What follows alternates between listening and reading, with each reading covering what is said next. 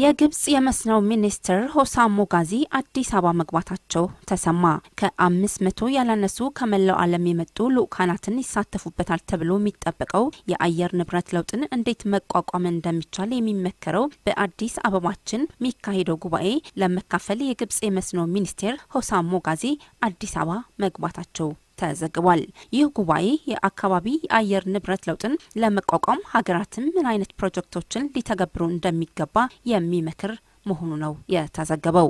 አፍሪካ ለምድራችን አየር ንብረት ለውጥ ያበረከተችው አስተዋጽኦ እዚህ ግባ የማይባል ባይሆንም እንኳን የዚህ ችግር ዋነኛ ሰለባ መሆኗ ነው የሚነገረው። አህጉሪቱ ተደጋጋሚ ድርቅና ረሃብ የሚጎበኛት ብቻም ሳትሆን ውሃ እጥረትና የምርታማነት መውረድም ደጋግሞ ነው የሚያጠቃት። በተለይ እንደ ግብጽ ያሉ ወትሮም ደረቅ የአየር ጠባይ ያላቸው ሀገራት በዚህ ዋነኛ ተጠቂ መሆናቸው የተዘገበ ሲሆን የግብጽ መስኖ ሚኒስትርም በዚህ ጉባኤ መካፈል ሀገሪቱ ለጉዳዩ ቅድሚያ እንደሰጠች የሚያሳይ ነው ብለዋል። በቅርቡ በወጣው መረጃ በ2015 ለግማሹ የሀገሪቱ ህዝብ ንጹህ መጠጥ ውሃ ለማዳረስ እስከ $94 ቢሊዮን መንግስት ወጪ ያደርጋል ሲሉም ይተነብያል።